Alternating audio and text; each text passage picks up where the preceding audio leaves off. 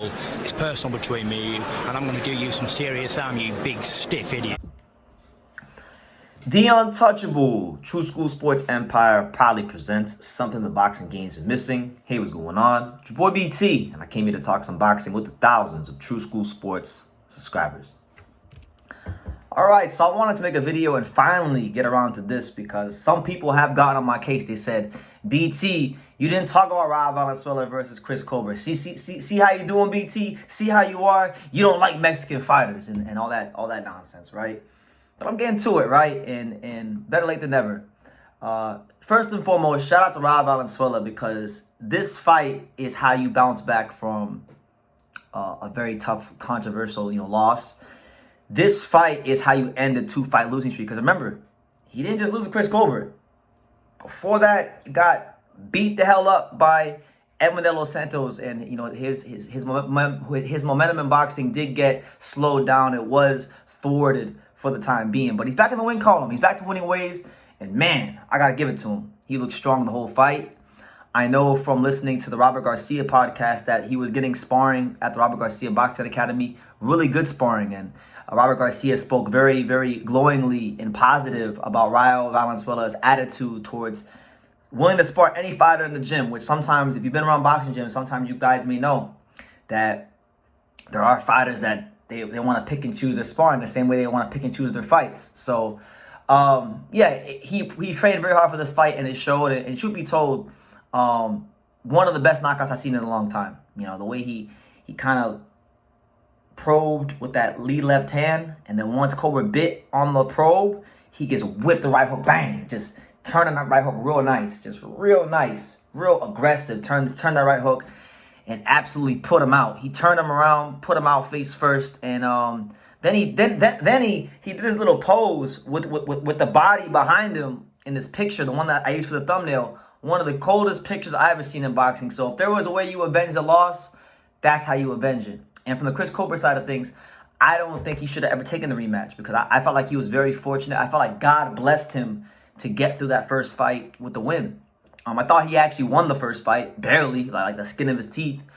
But even then, it's like Rayo should have knocked you out in the first fight, and you were lucky to even get to that fight. So I thought he should have used that, went back down to 130, and used it as momentum toward the world title campaign at 130. But he had other ideas. He wanted to run it back, and I guess credit to him. I guess this is why fighters have managers, because fighters are going to want to fight. And even after the knockout, he said, it's 1-1 now. Let's run it back.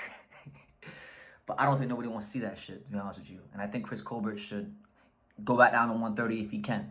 That's just my opinion. But let's talk about Rayo because he's back to winning ways. And I think this sets up a very intriguing 2024 for him because, PBC, I think if he continues to win bigger fights, this is a guy that I could definitely foresee one day getting a Gervonta Davis fight.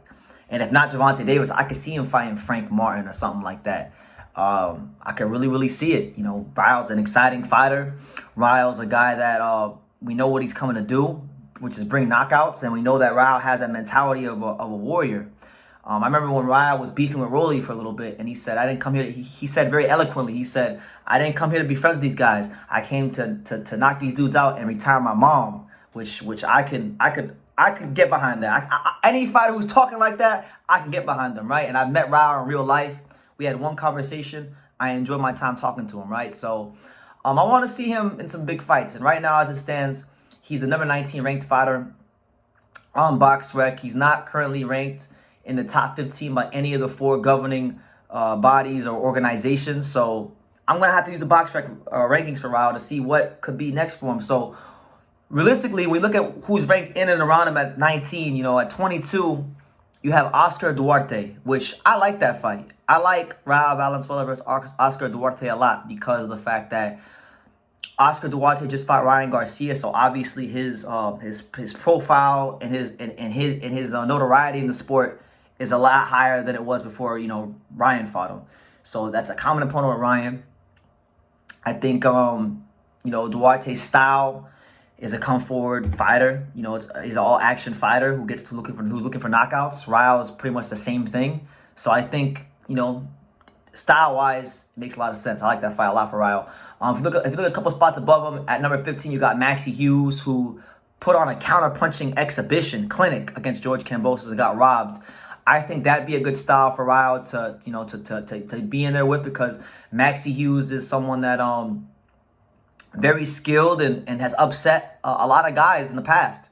And so he needs to get more experience against southpaws, because when he fought the last southpaw he fought, put him out in De Los Santos. And Maxie Hughes is a different type of southpaw, but I like that fight for him. You got Albert Batir Gazia from Russia, who's getting a lot of notoriety in boxing. I mean, I highly doubt they'll put Rayo in with him, because that dude's tough. And he's 10-0, and nobody knows who he is right now. But you got him at 14. Giovanni Cabrera, another great fight for him.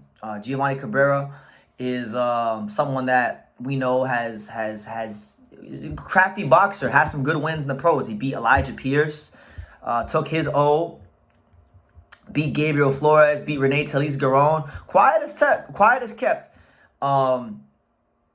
Giovanni Cabrera actually has one of the better resumes out there. Pierce, with the win against Elijah Pierce, with the win against Rene Talise Garon, with the win against Gabriel Flores Jr., and even pushing Isaac Cruz to a split decision, in a very tough fight.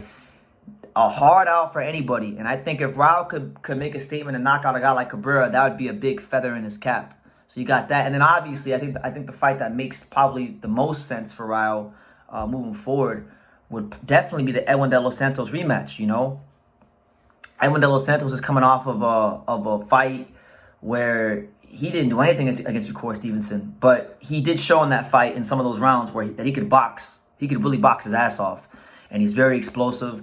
And I know that's a loss that Rayo would like to avenge. So he just avenged one of his losses with Chris Colbert. Why not try to avenge that loss of De Los Santos? I think, in a sense, it'd be somewhat of a crossroads fight, because one guy's coming off of a loss, the other guy's coming off of a win. They already had that history of fighting each other.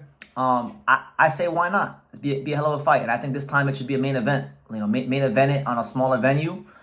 And you got yourself a hell of a promotion, a hell of a fight, So great knockout for Rayo Valenzuela over Chris Colbert. I don't want to see a third fight. I really didn't even want to see the second fight, to be honest with you, because I knew this would happen to Chris Colbert in the second fight. But what do you guys think should happen for Rayo Valenzuela in 2024? Who do you want to see him fight next? I've laid out some potential opponents for you, but let me know what you guys think in the comments down below. Make sure you guys take the time to subscribe. And like I say in every single one of these videos, you can love me or you can hate me, but I'm just a kid from Daniel. So until next time, take care, guys. Thank you for watching another video on the untouchable True School Sports Empire. For more great boxing content just like this video, click right here and make sure you subscribe. Much love from sunny South Florida.